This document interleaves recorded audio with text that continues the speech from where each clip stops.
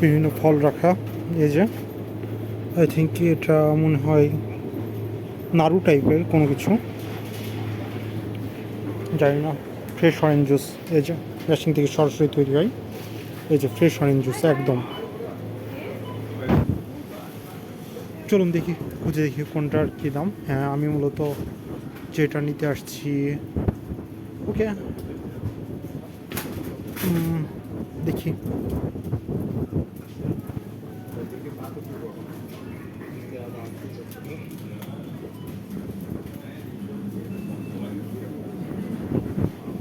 খেজুর দেখে আসি, খেজুর প্রথমে খেজুর দেখে আসি।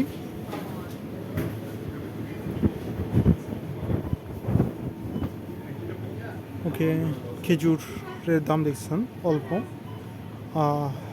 1 কিলোর দাম হচ্ছে 8.95।